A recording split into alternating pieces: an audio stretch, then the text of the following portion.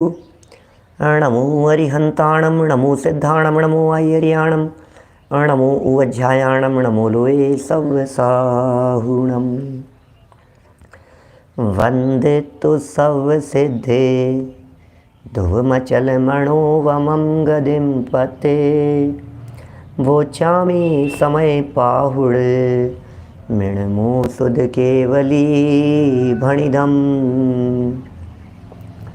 नमः समय साराय स्वानुभूत्या चकासते चित्स्वभावाय भावाय सर्वभावान्तरच्छिदे जिन स्वानुभूति से गिरी मम स्वानुभूति मधिगिरी श्री विमल धारा जैन श्रुत आनंद अमृत से भरी समता प्रवाह बहावती रागाधि विकल्प तोरी के माँ सरस्वती प्रतिभाव वंदन दृष्टि निज में जोड़ी के दृष्टि निज में जोड़ी के। ग्रंथराज समयसार जी यहाँ विराजमान है। हमारा महाभाग्य और समयसार ग्रंथ की उपलब्धता, मुझे आईना दिखा देने वाला ये ग्रंथ है, मुझे मेरा स्वरूप बतला देने वाला ये ग्रंथ है। पहली गाथा में कुंदकुंदाचार्य देव ने सिद्धों को नमस्कार किया और इस समय पाहुड़ को कहने की भावना व्यक्त की, सिद्धों को नमस्कार किया।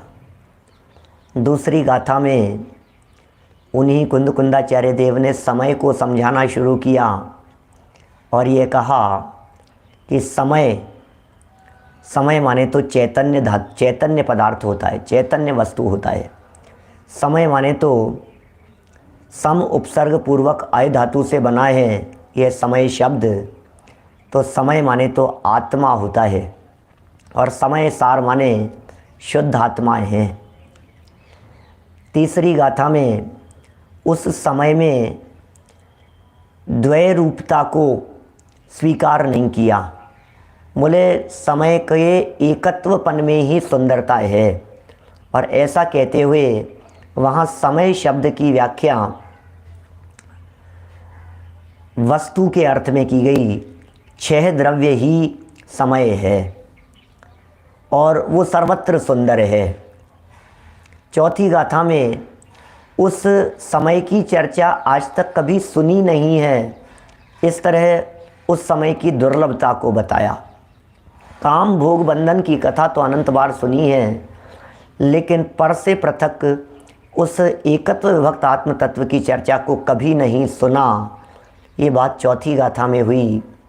पांचवीं गाथा में कहा कि जिस एकत्व विभक्त आत्मा की चर्चा को तुमने कभी नहीं सुना था, हम उसी एकत्व विभक्त आत्मा की चर्चा को कहूँगा, मैं प्रतिज्ञा लेता हूँ। माने यह प्रतिज्ञा वाक्य था पांचवी गाथा में कि चर्चा तो एकत्व विभक्त आत्मा की ही होगी इस पूरे समय सार ग्रंथ में। पांचवी गाथा हो गई, लेकिन छल ग्रहण मत करना। पांचवी गाथा में प्रतिज्ञा ली और छठी गाथा में, सातवीं गाथा में, इन गाथाओं में उन्होंने विषय को स्पष्ट करना शुरू कर दिया। छठी गाथा में प्रमत्त और अप्रमत्त नहीं है, यह कहकर के सर्व पर्यायों से पार बतला दिया। प्रमत्त पर्यायें, अप्रमत्त पर्यायें, ये दोनों ही प्रकार की पर्यायें जिस चैतन्य में नहीं है, वो चैतन्य असली मेरा स्वरूप है। पर्याय मात्र से पार कहा। सातवीं गाथा में ज्ञान दर्शन चारित्र आदि के भेदों से भी परे कह दिया गया। जब पर्याय से पार कह दिया, भेदों से परे कह दिया, और यदि इनकी टीकाओं और व्याख्याओं को देखें तो सर्व प्रकार के व्यवहारों से परे कह दिया, तो शिष्य ने प्रश्न किया कि पंडित जी एक बात बतलाइए, आचार्य देवी एक बात बतलाइए, तो फिर जिनवाणी में इस व्यवहार नय को स्थान क्यों दिया गया है, इस व्यवहार नय की क्या ज़रूरत है। तो 8वीं गाथा में ये कहा कि भाई सुनो, जो कहते हैं ना अबुद्धस्य बोधनार्थम, अज्ञानी जीवों को समझाने के लिए, अनार्य भाषा के बिना अनार्य लोगों को समझाया नहीं जा सकता है, इसी तरह से व्यवहार की भाषा के बिना व्यवहारी जीवों को नहीं समझाया जा सकता है। सुंदर उदाहरण के माध्यम से इस बात को सिद्ध किया गया। फिर भी कुछ सिद्धांत समझ में नहीं आया तो सैद्धांतिक उदाहरण प्रस्तुत किया गया 9वीं और 10वीं गाथा में। 9वीं और 10वीं गाथा में श्रुत केवलियों की चर्चा की। कौन है श्रुत केवली? जो सर्वश्रुत को जानते हैं वे श्रुत केवली हैं कि हाँ साहब वो श्रुत केवली। अरे उनको तो व्यवहार से श्रुत केवली कहते हैं, निश्चय से तो जो श्रुत को जानते हैं, और श्रुत माने आत्माएं हैं, तो जो आत्मा को जानते हैं वे ही वास्तव में श्रुत केवली हैं। इस तरह से व्यवहार पूर्वक निश्चय की बात हुई। और 11वीं गाथा में यह कह दिया आगे बढ़कर कि भैया शुद्ध नय का आश्रय लेने से ही सम्यक दर्शन की प्राप्ति होती है। शुद्ध नय का ही आश्रय लो कि साहब शुद्ध नय का उपदेश क्यों दिया गया मुख्यता से, यदि इस तरह की बात है तो कहा भैया शुद्ध नय भूतार्थ है, व्यवहार नय अभूतार्थ है। भूतार्थ की शरण लेकर के ही सम्यक दर्शन की प्राप्ति हो सकती है। इवन देन भूतार्थ कहते ही उसे हैं जिस विषय के आश्रय से सम्यक दर्शन की प्राप्ति हो, या जिसके आश्रय से सम्यक दर्शन की प्राप्ति हो उसे ही भूतार्थ कहते हैं। ये 11वीं गाथा की बात हुई। तो कहा फिर व्यवहार की ज़रूरत तो नहीं है ना, भूतार्थ को ही जानना है ना। तो 12वीं गाथा में कहा कि जब तक परम भाव की प्राप्ति न हो तब तक अपरम भाव में स्थित जीवों के लिए ये व्यवहार नहीं भी हस्तावलंबनवत है, कार्यकारी है। हाथ पकड़ करके आगे बढ़ाने की तरह, लकड़ी का जो दुर्बल को लाठी है हस्तावलंब त्यों, इस तरह की बात कही गई। परम भाव और अपरम भाव की बहुत मार्मिक व्याख्याएं यहाँ 12वीं गाथा में हुई। फिर आगे बड़े 12वीं गाथा के बाद 13वीं गाथा में, 12 गाथा तक समय सार पूरा हो गया। 13वीं गाथा में उन्होंने योजना बना दी, पाठ योजना बना दी। 13वीं गाथा में उन्होंने आगे पूरे समय सार ग्रंथ में जो अधिकारों का बंटवारा किया है उन अधिकारों के संदर्भ में नामोल्लेख कर दिया गया।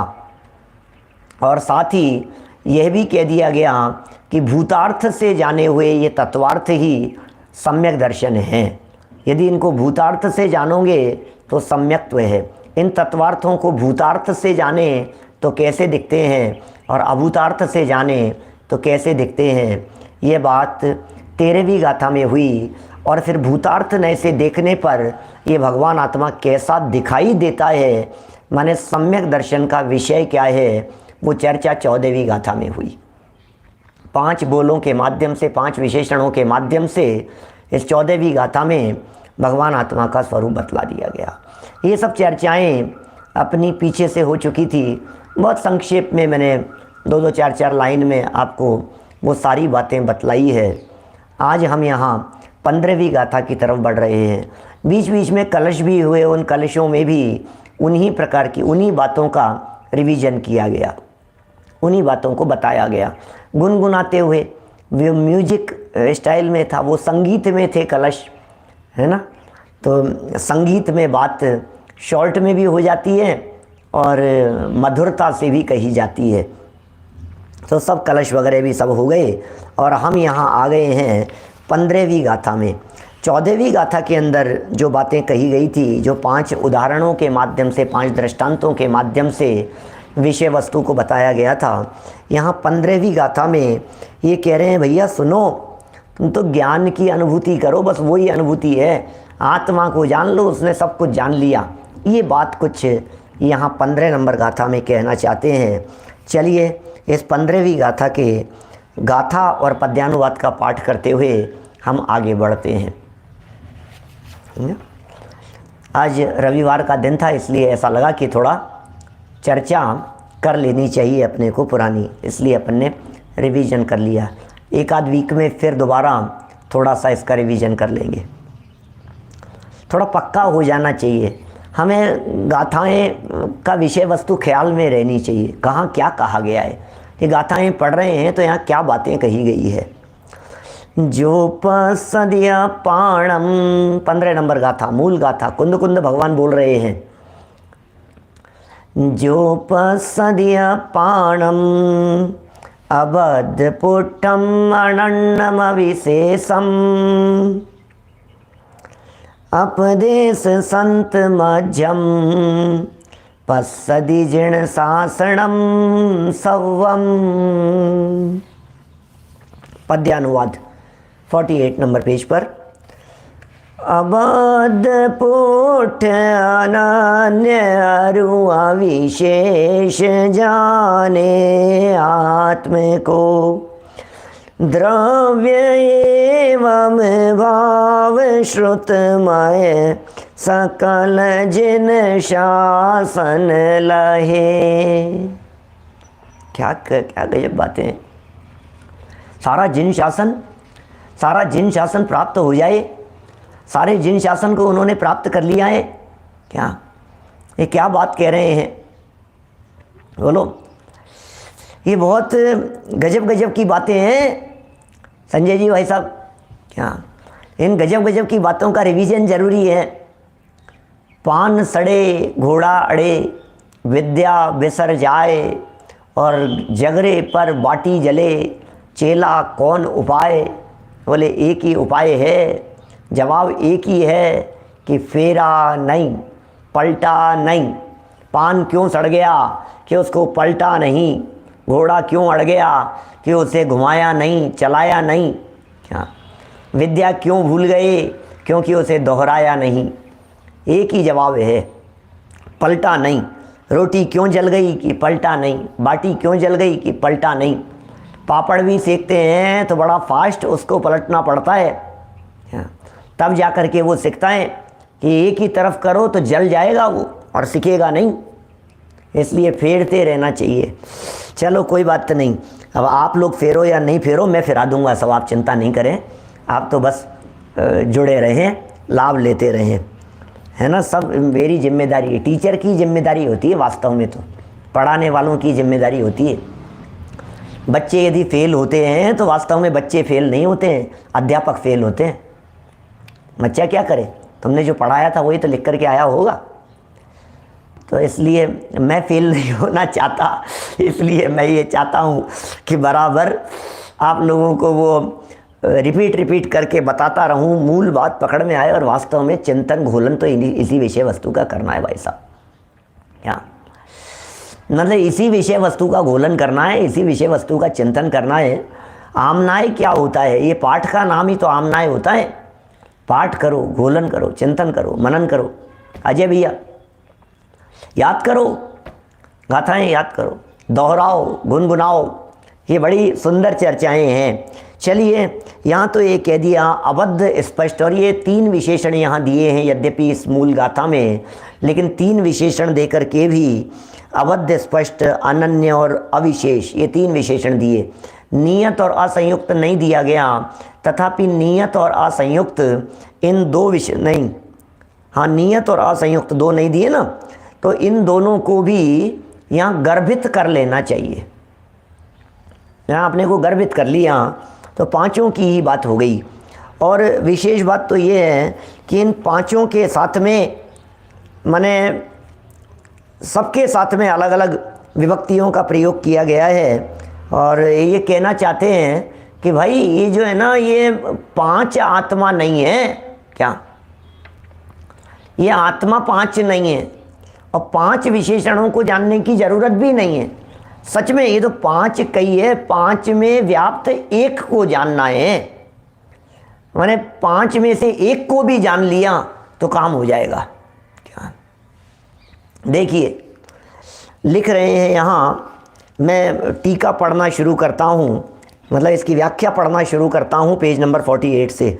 14वीं गाथा में शुद्ध नय के विषयभूत भगवान आत्मा के जो 5 विशेषण दिए गए हैं, जो 5 विशेषण दिए गए थे, पांचों याद है ना आप लोगों को?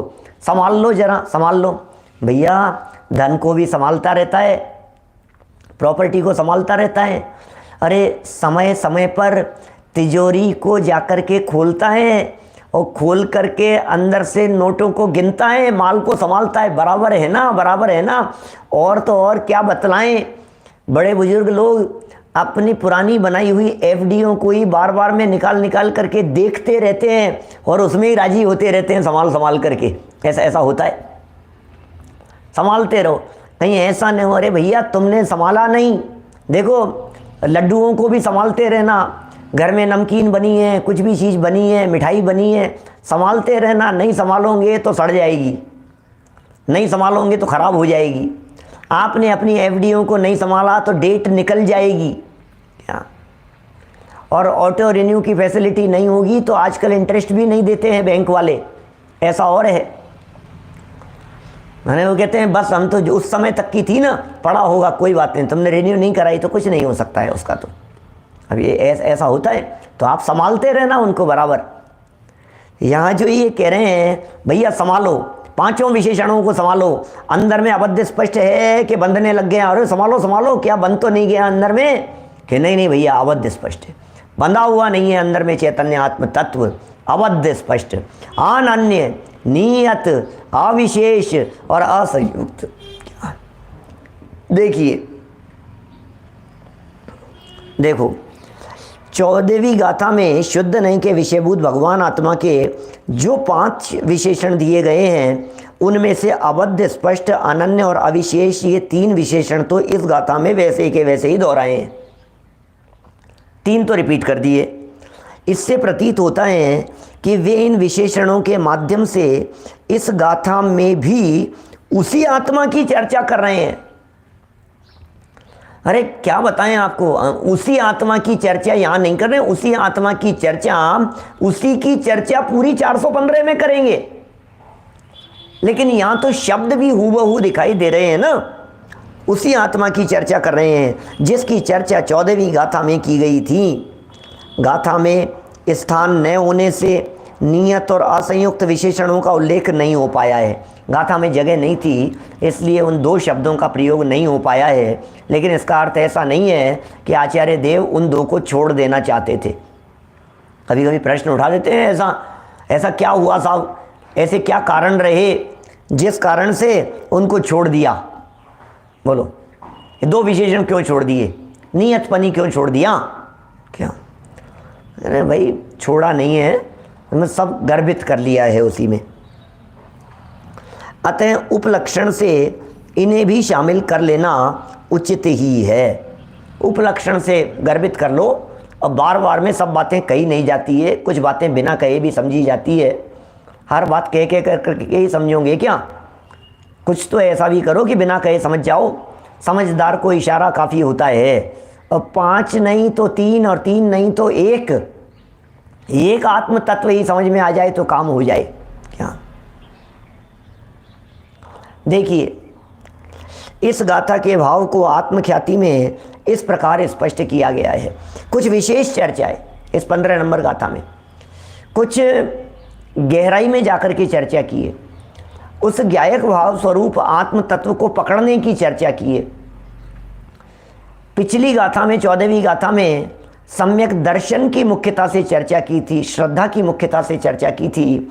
इस गाथा में सर्वश्रुत को जानते हुए, द्रव्य भाव श्रुत को जानते हुए, माने ज्ञान की मुख्यता से चर्चा की जा रही है। देखना तो उसी आत्मा को है, देखना तो उसी भगवान आत्मा को है। यद्यपि पूरे समय सार में श्रद्धा मुख्य है, लेकिन तो भी कहीं श्रद्धा की चर्चा नहीं है। क्या कह रहा हूं? ध्यान देना, क्या कह दिया मैंने? कुछ बात कह दी है मैंने, आप कितना पकड़ पाए हैं आप मेरी बात को? यद्यपि पूरे समय सार ग्रंथ में श्रद्धान को बदलने की चर्चा है, श्रद्धा पलटने की मुख्यता से ही पूरा समय सार लिखा गया है। तथापि क्या ज्ञान की चर्चा विशेष है। ज्ञान के ही गीत गाए हैं पूरे समय सार में, श्रद्धा के नहीं गाए। जानो जानो जानो, ऐसा जानो ऐसा जानो, इस प्रकार से जानो। ज्ञान मात्र आत्मा, ज्ञान मात्र आत्मा, ज्ञान से आत्मा पकड़ में आता है। इस ज्ञान से ऐसा, इस ज्ञान से एक ज्ञानात्मक वर्णन ज़्यादा है। पूरी 47 शक्तियों में आपको जान करके, आलोक जी भाई साहब, आपको जान करके आश्चर्य होगा, पूरी 47 शक्तियों में श्रद्धा नाम की शक्ति नहीं है। लो, 47 शक्तियां बतलाई और 47 शक्तियों में श्रद्धा को छोड़ दिया। गुण धर्म बतला रहे हैं, आत्मा के स्वभावों की चर्चा बतला रहे हैं और श्रद्धा छोड़ दिया। इतनी इंपॉर्टेंट चीज, सारा जिनागम, सारा जैन शासन श्रद्धा के ऊपर टिका हुआ है। 47 नामों के अंदर जीवत्व, चिति, दृष्टि, ज्ञान, सुख और ज्ञान, ज्ञान की चर्चा सब जगह। ज्ञान मात्र के अंदर भगवान आत्मा समाहित है। ऐसा क्यों? बोलो, ऐसा क्यों? आखिर ऐसा इसलिए कि ये तो ज्ञान का ही काम है सारा, ज्ञानी को करना है सारा काम। श्रद्धा तो अंधी होती है, श्रद्धा की तो मोहर लगानी है और कुछ नहीं करना है। श्रद्धा का काम तो बस सिग्नेचर अथॉरिटी जैसा है। सारा काम, सारी मेहनत, सारी मशक्कत, सब कुछ सब प्रधानमंत्री करते हैं। फिर कब तक पास नहीं होता? कि जब तक राष्ट्रपति के सिग्नेचर नहीं हो जाते। क्या किया राष्ट्रपति ने? सारी मेहनत किसने की? सारा काम ज्ञान का है, पूरा काम ज्ञान ज्ञान में होना है। क्या? और ये भगवान आत्मा का स्वरूप बताने वाला। देखो, ज्ञान जब किसी विषय वस्तु का सारा निर्णय ज्ञान में होता है, श्रद्धा में निर्णय नहीं होता। ज्ञान ने जिसका निर्णय करके दे दिया, श्रद्धा ने उसमें अपनापन कर दिया, बस इतना सा है। ज्ञान पिता है और श्रद्धा पुत्री है। क्या? ज्ञान रूपी पिता की श्रद्धा रूपी पुत्री का विवाह होना है। वो श्रद्धा रूपी पुत्री वो ज्ञान से ये कहती है कि पिताजी आप जो आदेश करेंगे, आप जो निर्णय करेंगे, इसको वरमाला डालना है इसको। ज्ञान ने क्या किया? ऐसा है क्या, ऐसा है क्या, ऐसा है क्या, बहुत तरह से, अलग अलग तरह से ज्ञान ज्ञान ज्ञान पूरे समय सार में इस भगवान आत्मा का स्वरूप बतलाया है। पूरे भगवान आत्मा का स्वरूप किस तरह का है। वो जो 47 शक्तियों में श्रद्धा नहीं दी है ना, उसके पीछे भी कारण यही है कि वो ज्ञान प्रधान कथन करते हैं सारा। आपको पता तो, आत्मा का स्वरूप श्रद्धा से स्पष्ट नहीं होता, आत्मा का स्वरूप ज्ञान से स्पष्ट होता है। आत्मा का स्वरूप द्रव्य क्षेत्र काल भाव से स्पष्ट होगा, आत्मा का स्वरूप द्रव्य गुण पर्याय से स्पष्ट होगा। ख्याल में आ रही है बात? इसलिए द्रव्य गुण पर्याय की चर्चाएं हैं, द्रव्य क्षेत्र काल भाव की चर्चाएं हैं, आत्म प्रदेशों की चर्चाएं हैं कि वो आत्मा किस तरह से, किस तरह का स्वरूप है, चैतन्य आत्म तत्व का स्वरूप किस तरह का है उनकी चर्चाएं हैं। दृष्टि के माध्यम से स्वरूप बतलाया, चिति के माध्यम से स्वरूप बतलाया, माने चेतना के माध्यम से आत्मा कैसा है। नियत प्रदेशत्व अपन ने चर्चा की थी, असंकुचित विकासत्व आत्मा समझना है हमारे को, असंकुचित विकासत्व आत्मा का स्वरूप जानना है हमारे को। त्यागोपादान शून्यत्व, हमें तो वस्तु का स्वरूप बतलाना है। वस्तु स्वरूप यदि समझ में आ गया तो बोले फिर क्या है? बोले श्रद्धा। बोले श्रद्धा तो बदल जाएगी, ज्ञान का विषय बन जाएगा तो श्रद्धा बदल जाएगी। अभी ये यहाँ जो ज्ञान के विषय की जो चर्चा कर रहे हैं, इसमें ज्ञान में कुछ एक बहुत विशेष बात को आज हाईलाइट करने वाले हैं। जो टीका जो मैं पढ़ रहा हूँ ना, इसमें इन्होंने ज्ञान अनुभूति को आत्मानुभूति और सामान्य ज्ञान का आविर्भाव और विशेष ज्ञान का तिरोभाव, ये कुछ एक बहुत अद्भुत प्रकरण है जो समझने जैसा है, उसे यहाँ समझा रहे हैं। 48 नंबर पेज टीका पढ़ना शुरू करता हूँ। जो यह अबद्ध, स्पष्ट, अनन्य, नियत, अविशेष और असंयुक्त, क्या कहा? ये जो 5 विशेषण दिए, ऐसे 5 भाव स्वरूप आत्मा की अनुभूति है। 5 भाव स्वरूप आत्मा की अनुभूति है, वह निश्चय से समस्त जिन शासन की अनुभूति है। क्या आपने 5 बातों की अनुभूति कर ली इसका मतलब आपने संपूर्ण जिन शासन की अनुभूति कर ली। आत्मा की अनुभूति में जिन शासन को गर्भित कर लिया गया है, क्योंकि श्रुत ज्ञान स्वयं आत्मा ही है। अब देखो ये जो संपूर्ण, समझना, थोड़ी समझने जैसी बातें हैं, ये समस्त जिन शासन की अनुभूति है। तो बोले जिन शासन क्या है? आत्मा की अनुभूति को जिन शासन की अनुभूति कहें या जिन शासन की अनुभूति को आत्मा की अनुभूति कहें कि जिन शासन क्या चीज़ है? बोले शासन, पीछे आई थी चर्चा, 12वीं गाथा की टीका में एक गाथा उद्धृत की गई थी। हमने बताया भी था कि पूरे समय सार ग्रंथ में एक ही गाथा उद्धृत की गई है। उद्धृत माने कहीं और की गाथा को यहाँ ला करके प्रस्तुत किया गया है। क्या गाथा थी वहाँ? जय जिणमयम पवज तामा व्यवहार निश्चय मुय एकेण विणाच जय तिथम अन्येण पुण्य तच्चम। यदि जिन मत को प्रवर्ताना चाहते हो, यदि जैन शासन को प्रवर्ताना चाहते हो, तो निश्चय और व्यवहार दोनों में से एक को भी मत छोड़ो। तो जैन शासन की चर्चा की थी। शासन क्या है भाई साहब? शासन क्या है? शासन प्रभावना। शासन प्रभावना क्या चीज़ है? भगवान महावीर स्वामी का शासन वर्त रहा है, शासन काल चल रहा है भगवान महावीर स्वामी का। उपदेश, उसे शासन कहते हैं, उपदेश की परंपरा। तो ये कह रहे हैं जिन शासन की अनुभूति, माने भगवान महावीर स्वामी की उपदेश परंपरा में क्या बात शामिल है? क्या भगवान महावीर स्वामी की उपदेश परंपरा में बोले सिर्फ और सिर्फ आत्मा को हाईलाइट करके बताया गया है कि साहब आत्मा की चर्चाएं तो बहुत कम है, कर्मकांड की चर्चाएं ज़्यादा हैं, क्रियाओं की चर्चाएं ज़्यादा हैं, चरणानुयोग का विस्तार बहुत ज़्यादा है, कर्णानुयोग के अंदर कर्म सिद्धांत का विस्तार बहुत ज़्यादा है, बहुत मोटे मोटे ग्रंथ लिखे गए हैं। कि सुनो भैया, वो आखिर लिखे किसके लिए गए हैं ये बताओ? वो किसके लिए लिखे गए हैं? आत्मा के लिए लिखे गए।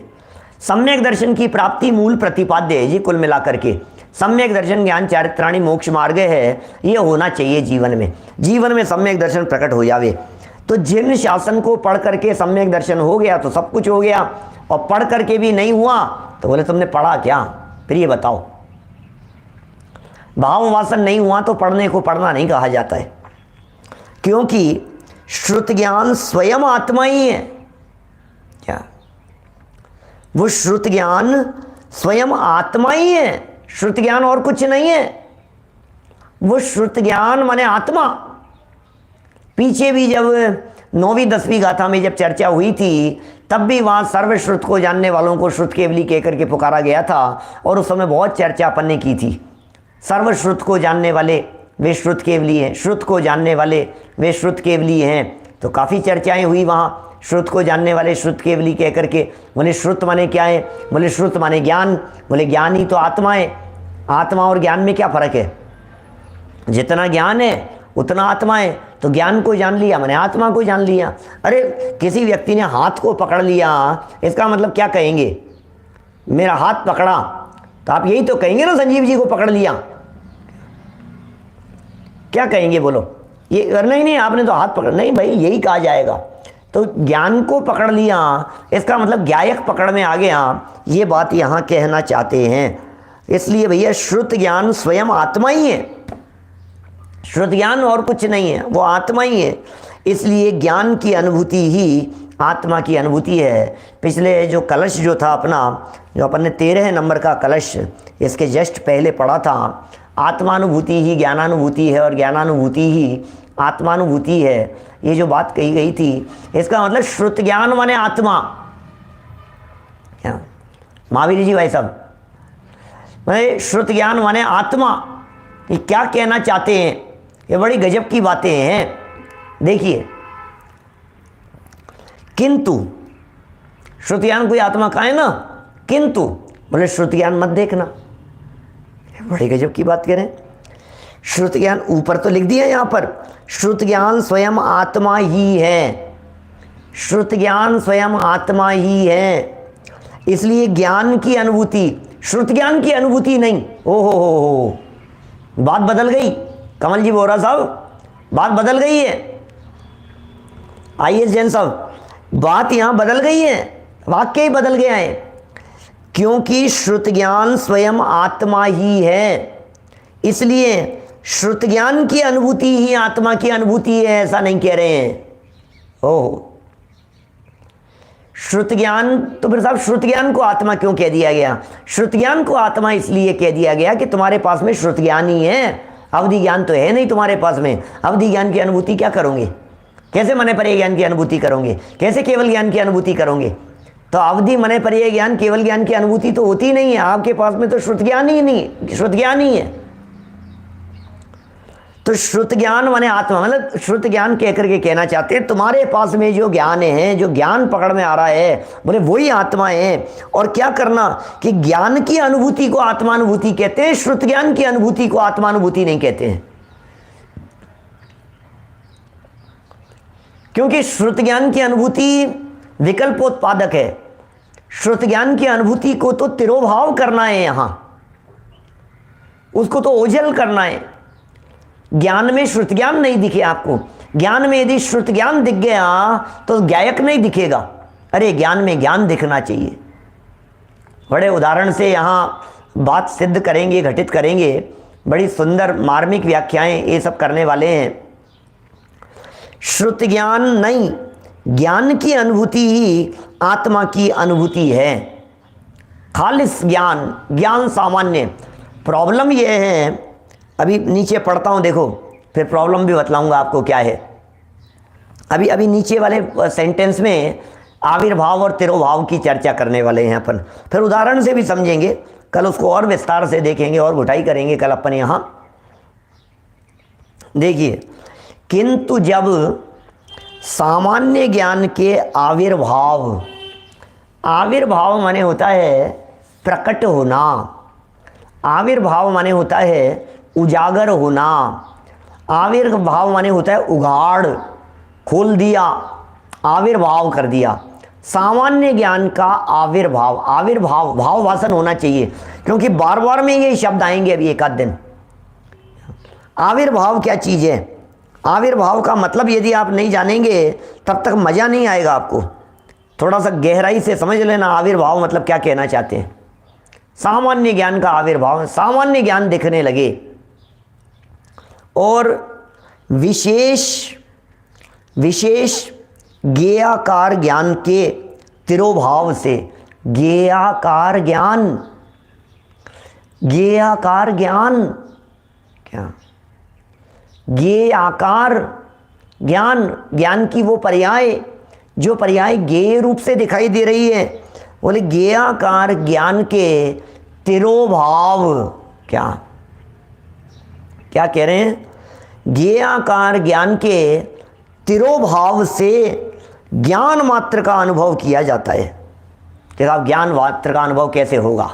क्या तो ये कह रहे हैं ज्ञेयाकार ज्ञान का तिरोभाव कर दो। तिरोभाव माने ओझल कर दो, तिरोभाव माने गौण कर दो, तिरोभाव माने ढक दो। ज्ञेयाकार ज्ञान के तिरोभाव की बात करें, कुछ स्पेशल बात है। ज्ञान सदाकाल ज्ञेयाकार है, लेकिन सदाकाल ज्ञान के ज्ञेयाकार होते हुए भी उस ज्ञान को ज्ञेयों से भिन्न देखना है। दर्पण होता है ना, दर्पण, क्या उस दर्पण को क्या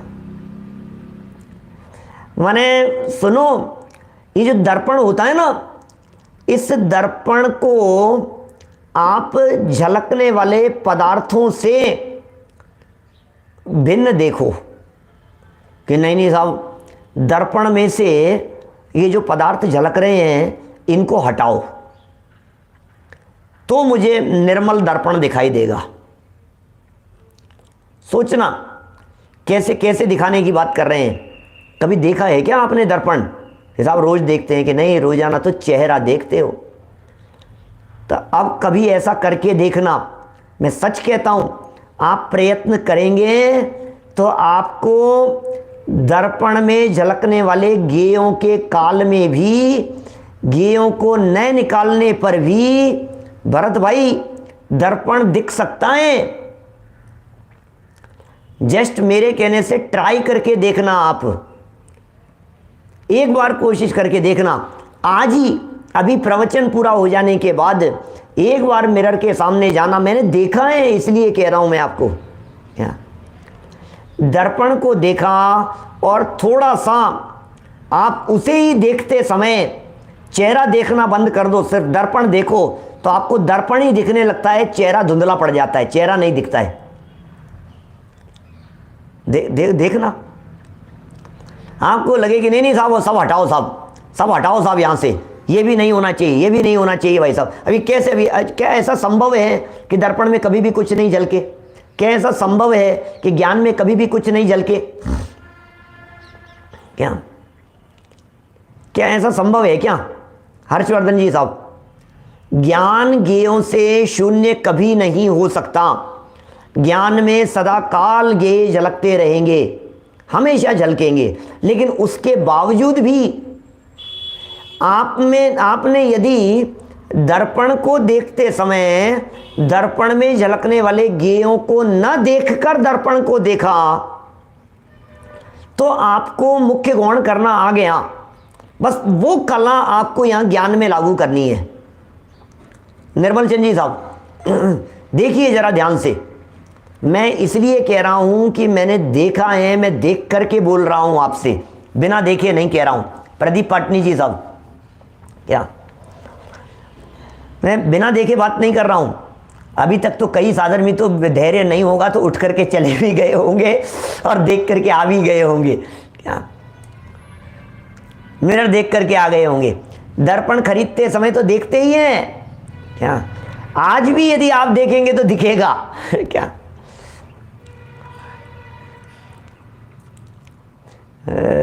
सही कह रहे हैं प्रमोद जी, दर्पण में मुख और संसार में सुख दिखता है, होता नहीं है तो नहीं। आप देखना जरा, मैं कैसे कहूँ आपको, बस यही कह सकता हूँ, प्रेरणा दे सकता हूँ। आपका जो चेहरा उसमें दिख रहा है वो चेहरा ओझल हो जाएगा, थोड़ा सा डीपली देखने का प्रयत्न करेंगे तो चेहरा ओझल हो जाएगा और सिर्फ दर्पण ही आपको दिखने लगेगा, दर्पण के निशान दिखने लगेंगे। यदि वो साफ नहीं है तो उसके ऊपर लगे हुए धूल के कण दिखने लगेंगे। उस ग्लास के ऊपर यदि कहीं कोई मिट्टी है, धूल है, वो सब आपको दिखने लगेगा। क्या अभी ज्ञान को देखिए, यहां ज्ञान को देखिए तो क्या करें भाई साहब? क्या तो ज्ञान को देखा हमने तो क्या दिख रहा है? बोले कभी मति ज्ञान दिख रहा है, कभी श्रुत ज्ञान दिख रहा है, कभी अवधि ज्ञान दिख रहा है, क्या सब ज्ञान ज्ञान दिख रहे हैं। तो बोले नहीं, तुम भूल क्या है अनादिकाल से कि ज्ञान में झलकने वाले ज्ञेयों के काल में हमें ज्ञेय तो दिखते हैं लेकिन ज्ञान नहीं दिखता है। ये इसकी भूल अनादिकाल से बनी हुई है। दर्पण देखने के काल में दर्पण तो दिखता है, नहीं दिखता, और दर्पण में झलकने वाले पदार्थ दिखते हैं। क्या करें? रोजाना दर्पण देखते हुए भी दर्पण नहीं दिख रहा है हमारे। ये आगे 17वीं 18वीं गाथा के अंदर आवाल गोपाल सबको अनुभव में आ रहा है, यही चर्चा खुल करके करने वाले हैं और विस्तार से। यहां हमें ज्ञान नहीं देखना। टोडरमल जी साहब ने मोक्ष मार्ग प्रकाशक ग्रंथ में ऐसा बात कही। राइट साइड वाले पेज पर, पेज नंबर देखो ओझल हो गया, राइट साइड वाले पेज पर ऊपर की लाइनों में हमारे को वो पंक्ति लिखी हुई दिखाई दे रही है, ज्ञेय मिश्रित ज्ञान का अनुभव करता है, नि केवल ज्ञान का अनुभव नहीं करता, ऐसा लिखा है। शुरुआती पेजों में है, 38-40 के आसपास के पेजों में है। देखो अब ये निकल गया लेकिन वो दिख रही है मेरे को वो लाइन, ज्ञेय मिश्रित ज्ञान का अनुभव करता है। और पता है वहाँ उधर क्या दिया उन्होंने एग्जाम्पल, कुत्ता हड्डी चबाता है उसका एग्जाम्पल दिया। स्वाद किसका आ रहा है ये बताओ आप, स्वाद किसका आ रहा है? थोड़ा गहराई में जाकर के देखोगे तो आपको उस विशेष का तिरोभाव करना पड़ेगा। विशेष का तिरोभाव करोगे तो सामान्य दिखाई देगा। कुत्ते ने हड्डी चबाई और हड्डी के चबाने पर तेजी से चबाई थोड़ी सी और चबाता है और चबाता है तो दाढ़ में से खून निकलने लग जाता है, और दाढ़ में से जब खून निकलने लगता है तो अपने ही लोहू का, अपने ही खून का, अपने ही ब्लड का स्वाद आता है और वो समझता है हड्डी में से रस आ रहा है, हड्डी में से रस आ रहा है। एक्चुअल जो रस है वो रस हड्डी का नहीं है, वो स्वयं का ही है। ऐसे ही आपने खाया लड्डू, क्या अरुण जी भाई साहब, अजय भैया, आपने खाया लड्डू, बोलो अब लड्डू का स्वाद आया, लड्डू का स्वाद आया, अरे लड्डू का स्वाद आता ही नहीं है, लड्डू का स्वाद आवे कैसे ये बताओ मेरे को। लड्डू आत्मा को स्पर्श करता नहीं है, लड्डू में स्पर्श नाम का गुण, और आत्मा अस्पर्शी, आत्मा ने लड्डू को छुआ नहीं, आत्मा ने लड्डू को चखा नहीं। अब ये होगा कैसे? क्या ज्ञान में ज्ञान को मुख्य करना है। अशोक जी साहब सही कह रहे हैं, ऐसा ही है, ज्ञान में ज्ञान को मुख्य करना है। ज्ञान ने ज्ञान को ज्ञान जाना नहीं, कौन कहता उसे ज्ञान की वानगी। ज्ञान ने ज्ञान को ज्ञान जाना नहीं, ज्ञान ने ज्ञान को ज्ञान नहीं जाना, कौन उसे ज्ञान कहे? क्या उस ज्ञान को क्या ज्ञान कहे जिस ज्ञान को ज्ञान की खबर नहीं है? उस ज्ञान को कौन ज्ञान कहे जो ज्ञान ज्ञान को नहीं जान रहा है? तो क्या जान रहा है? जब जब ज्ञान देखता है कैसा दिखता है? अरे कभी कंप्यूटर का ज्ञान दिखता है, कभी इंजीनियरिंग का ज्ञान दिखता है, कभी इंग्लिश का ज्ञान दिखता है, कभी प्राकृत संस्कृत का ज्ञान दिखाई देता है। सुरेंद्र जी बाबू जी साहब, ये दिखाई देते हैं हमारे को। तो कहाँ कहाँ क्या क्या दिखाई देता है, ये देखो इन्होंने बतला दी वो लाइन, मराठी का तो पेज नंबर बतला दिया 28।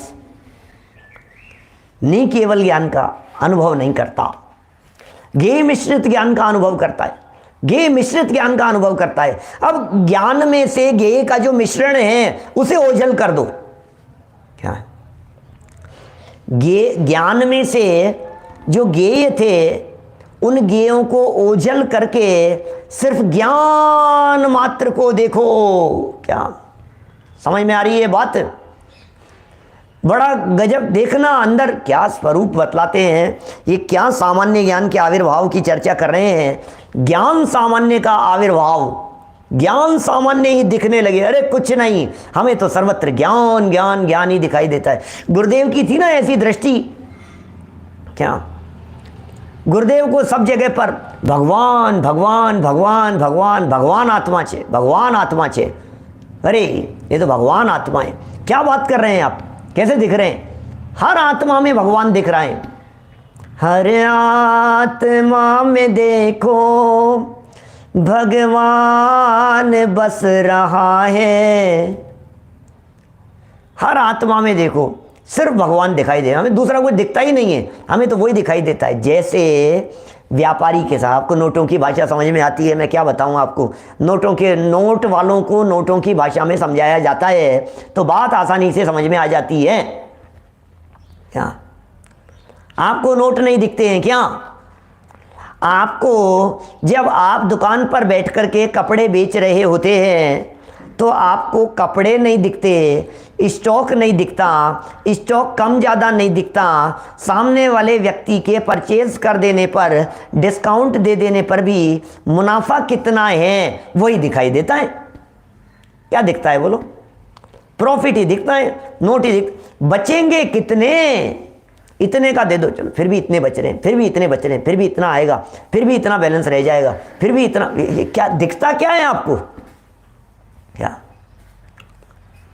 सुरेंद्र जी बाबूजी साहब, ट्रांसफार्मर लगा दिए आपने, कोई परिचित व्यक्ति आ गया, नहीं इतना तो डिस्काउंट, चलो कोई बात नहीं, आपको इतना फिर थोड़ा सा दबाव दिए, इतना कर दोगे, इतना कर देते हैं, कोई बात नहीं। तो इतना कर देते हैं, इतना हो गया, उसमें आपको क्या दिख रहा था?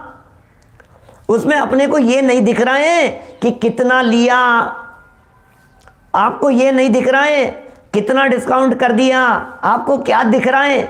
आपको ये दिख रहा है बचा कितना, ये दिख रहा है। बोलो धर्मचंद जी साहब, सही कह रहा हूं कि नहीं?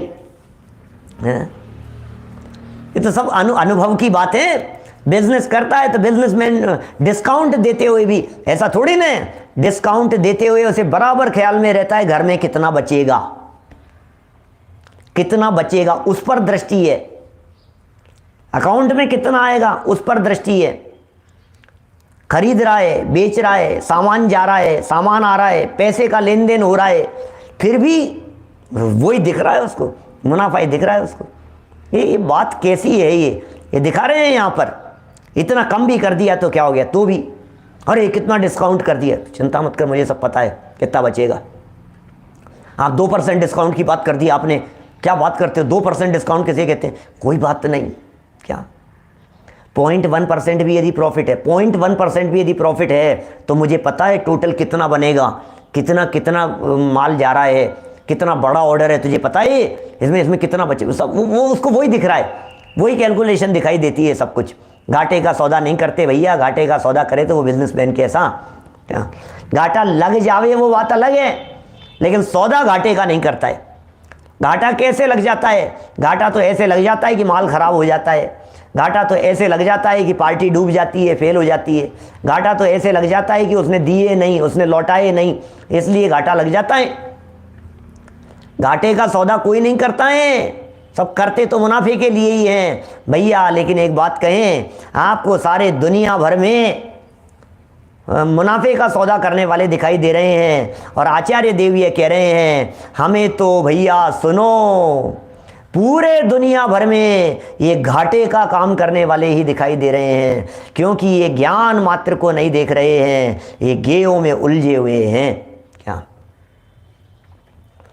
ये सब गेयों में उलझे हुए हैं। ज्ञान देखो, जब सामान्य ज्ञान का आविर्भाव, ज्ञान सामान्य दिखे, मति देखो, मति ज्ञान, श्रुत ज्ञान, अवधि ज्ञान, मने परिय ज्ञान, केवल ज्ञान, हम ऐसा दिखाते हैं ना, सबको लिखो लाइन से, एक के नीचे एक लिखना, कॉपी में एक के नीचे एक लिखो, पहले लिखो मति ज्ञान, फिर श्रुत ज्ञान, फिर अवधि ज्ञान, फिर मने परिय ज्ञान, फिर केवल ज्ञान। बराबर लिख दिया आपने, यहां सा बराबर लिख दिया। अब एक काम करो, इधर आधे हिस्से पर हाथ रखो और ये पढ़ो, आधे हिस्से के ऊपर कोई चीज रखो, पेपर रखो, डस्टर रखो, आपके पास जो भी है उसे रखो। अब ये जो आधा हिस्सा बचा है उसका, उसे पढ़ो तो क्या दिखाई दे रहा है, ज्ञान ज्ञान ज्ञान ज्ञान ज्ञान। अरे ये क्या हुआ, ज्ञान ज्ञान, ये तो पांचों में तो सब ज्ञान ही ज्ञान दिख रहे हैं, तो कि हाँ यही तो देखना था और करना क्या था। क्या शांतिलाल जी साहब भीलवाड़ा से बोलो, मतलब ज्ञान ज्ञान ज्ञान ज्ञान ज्ञान यही तो दिखना था बाबूजी, ज्ञान ज्ञान ही तो दिखाई देना था। और अभी तक क्या हो रहा था, अभी तक ये ज्ञान ज्ञान नहीं दिख रहा था, अभी दिख रहा था अवधि, मने परिय, मति, श्रुत, ये दिख रहे थे। तो बोलिए मति श्रुत अवधि जो दिखाई दे रहे हैं, ये मति श्रुत अवधि ये है विशेष, और ज्ञान ज्ञान ज्ञान ये है सामान्य। क्या मति ज्ञान, श्रुत ज्ञान, अवधि ज्ञान, मने परिय ज्ञान, केवल ज्ञान, बराबर, ये जो पांच है ना। अब इन पांचों में से मति, श्रुत, अवधि, मने परिय, केवल, ये सब है विशेष, और पांचों में ज्ञान ज्ञान ज्ञान ज्ञान ज्ञान ये है सामान्य। तो सामान्य का करना है आविर्भाव, सामान्य हो जावे प्रकट, और ये जो मति, श्रुत, अवधि, मने परिय, केवल हैं ये हैं विशेष, इन विशेष का हो जावे तिरोभाव, माने ये विशेष न दिखने लगे और सामान्य ही दिखने लगे, तो कहते हैं अब काम हो गया। इसका नाम ज्ञानानुभूति है, और इस ज्ञानानुभूति का नाम ही आत्मानुभूति है। श्याम सिंह जी साहब बोलो, बस ये कला ही तो डेवलप करनी है, और करना क्या है हमारे को आत्मानुभूति के लिए, इस ज्ञानानुभूति को ही आत्मानुभूति कहते हैं। इसी का नाम सामान्य का आविर्भाव और विशेष का तिरोभाव है। ये 15वीं गाथा की कुछ विशिष्ट शब्दावली है, आविर्भाव और तिरोभाव। क्या आविर्भाव और तिरोभाव जो है ये बहुत विशिष्ट शब्दावली है। भाव वासन एक बार यदि आपको हो जाए, शब्द पहली बार सुने होंगे बहुत सारे साधर्मियों ने, क्या फर्क पड़ता है उससे। क्या ज्ञानानुभूति है, आत्मानुभूति है, डॉक्टर अजीत जी भाई साहब। देखो क्या लिख रहे हैं, वापस पढ़ता हूं जरा देखना, ये क्या बात लिख रहे हैं। अभी तो आधी लाइन तो छोड़ रखी है अभी अपन ने, घड़ी तो समय दिखा रही है अपने को। किंतु जब सामान्य ज्ञान के आविर्भाव और विशेष ज्ञेयाकार ज्ञान के तिरोभाव से, जय कुमार जी साहब रतलाम से, देखो जब सामान्य ज्ञान के आविर्भाव और विशेष ज्ञेयाकार ज्ञान के तिरोभाव से ज्ञान मात्र का अनुभव किया जाता है, क्या दर्पण में झलकने वाले ज्ञेयों के तिरोभाव और दर्पण सामान्य के आविर्भाव से जब दर्पण सामान्य का अनुभव किया जाता है तब ज्ञान प्रकट अनुभव में आता है, तब दर्पण प्रकट अनुभव में आता है, तब ज्ञान प्रकट अनुभव में आता है। तथापि बात तो सच्ची ऐसी ही है, हकीकत बात तो यही है, करने योग्य काम तो यही है, होना तो यही चाहिए था, किंतु होता क्या है ये बताओ, हो क्या रहा है, आज तक क्या हो रहा है, रोजाना शक्ल देखते हुए भी हो क्या रहा था, आज क्यों हमारे को दर्पण दिखाई दिया कि रोजाना देखते हुए भी हमें इसका पता नहीं था कि हमें देखना क्या है इसमें, आज पता लगा। तथापि जो अज्ञानी है, ज्ञेयों में आसक्त हैं, उन्हें वह स्वाद में नहीं आता, क्या करें, उन्हें वो स्वाद ही नहीं आ रहा है। ओह, अज्ञानियों को वो स्वाद ही नहीं आ रहा है, अज्ञानियों को आत्मा का स्वाद नहीं आ रहा है, अज्ञानियों को ज्ञान का स्वाद नहीं आ रहा है, अज्ञानियों को ज्ञान दिखाई नहीं दे रहा है। वो दर्पण को दिखाया हमने और वो कहता है कि इसमें दर्पण कहाँ है, यहां देख रहा हूं तो मुझे हाथ दिख रहा है, यहां देख रहा हूं तो चेहरा दिख रहा है, यहां देख रहा हूं तो कपड़े दिख रहे हैं, यहां देख रहा हूं तो ये दिखाई दे रहे हैं, यहां देख रहा हूं तो पीछे की विंडो दिखाई दे रही है, यहां देख रहा हूं तो दरवाजा दिखाई दे रहा है, यहां देख रहा हूं तो ये दिखाई दे रहा है। दर्पण कहाँ है? अरे भाई क्या बताएं तुझे, क्या बताएं, ये जो तू सब कुछ देख रहा है, इन सब के देखते हुए भी इन सब में जो है वो दर्पण है। सारे जगत के पदार्थों को देखते हुए भी सारे जगत के पदार्थों के अंदर जो देखने वाला तत्व है वही तो ज्ञान है। बड़ा आश्चर्य है, देखने वाला देखने वाले को नहीं जानता, ज्ञान ज्ञान से अनजान है। क्या हो गया है, जानने वाला जानने वाले को नहीं जान रहा है। मुझे वो वाक्य याद आता है भगवान महावीर स्वामी का, जो उन्होंने इंद्रभूति को कही उस कथानक में, अरे तू क्या देखता है, देखने वाले को देख। ओह, देखने वाले को देख। प्रकाश जी चावड़ा साहब बोलो क्या कहते हैं। वो जब पहुंच गया वहां और उसे क्या दिखाई दे रहा है, अरे गजब हो गया भैया, अरे गजब हो गया भैया, क्या क्या दिखाई दे रहा है, समोशरण दिख रहा है, छत्र चमर दिखाई दे रहे हैं, भावमंडल दिखाई दे रहा है, और क्या ऋतुएं फूल रही फूल रही है, क्या मौसम है, क्या मंद सुगंधित पवन चल रही है। इधर देखो तो ये दिखाई दे रहा है, और जमीन को देखो तो निष्कंटक दर्पण की तरह जमीन दिखाई दे रही है। और जब दृष्टि पड़ी प्रभु जी तुम पर, भगवान क्या कह रहे हैं, अरे मूर्ख क्या देख रहा है, इस चमकती हुई जमीन को क्या देख रहा है, इस चमकती हुई जमीन के काल में भी चमकते हुए ज्ञान को देख, क्या दिख रहा है। एक बहुत मार्मिक बात कहता हूं, क्या बहुत मार्मिक बात कहता हूं, जरा देखना। दुनिया को देखते समय आपको प्रकाश दिखता है कि पदार्थ दिखता है? पदार्थों के दिखने के काल में, पदार्थों को दिखने के काल में पदार्थ नहीं दिख करके प्रकाश दिखे, जबकि प्रकाश है। एक और गजब का वाक्य कहता हूं, ध्यान दीजिए, समय तो बढ़ता है, घड़ी तो दौड़ती है। ये जो है ना प्रकाश, ये दीपक का प्रकाश दीपक के साथ में तन्मय है, या दीपक का प्रकाश झलकने वाले पदार्थों के साथ में तन्मय है? बोलो, प्रकाशित करने वाले पदार्थों के साथ में तन्मय है। वो प्रकाश जो उछल रहा है, वो जो प्रकाश की किरणें हैं, वो किसके साथ में तन्मय है ये बताओ। दीपक का प्रकाश, सूर्य का प्रकाश किसके साथ में तन्मय है? प्रकाशित हुआ, दीपक जलाया भैया, दीपक जलाया, पूरा कमरा प्रकाशित हो गया। पूरे कमरे के अंदर क्या क्या दिख रहा है दीपक के प्रकाश में, कि दीपक के प्रकाश में सब कुछ दिखाई दे रहा है। सुनना, दीपक के प्रकाश में सब कुछ दिखाई दे रहा है, लेकिन दीपक के प्रकाश में दीपक का प्रकाश नहीं दिख रहा है। क्या हो गया है? ओह, उस प्रकाश में प्रकाश दिखाई देना चाहिए, ये दिखा रहे हैं यहाँ पर। वो जो प्रकाश है वो प्रकाश दीपक के साथ में तन्मय है, वो गेय के साथ में तन्मय नहीं है। और प्रॉब्लम ये है, उसे गेय के साथ में तन्मय मान लिया गया। ज्ञान जो है ये ज्ञायक के साथ में तन्मय है, उसे गेय के साथ में तन्मय मान लिया गया। ये महाभयंकर भूल है। ये भूल निकल गई तो ये ज्ञानी हो गया। ऐसी भूल हम सबकी निकले, इसी भावना से बात को यहीं विराम देता हूँ। जनवाणी स्तुति। दोपहर की सभा में 4 बजे वाले चर्चा में ज्ञान नय, शब्द नय और अर्थ नय के माध्यम से इसी प्रकार की ज्ञान के चमत्कारों की चर्चा कुछ विशेष रीति से लाइव करने वाले हैं। भारतीय समय दोपहर 4 बजे। जनवाणी स्तुति। निज निधि निज में बताई, यह अनंत उपकार है। उसके लिए जिन वाणी माँ को वंदना शत बार है, वंदना शत बार है। 9 बार नमो हरिहंताणम, नमो सिद्धाणम, नमो अय्यरियाणम, नमो वज्रायणम, नमो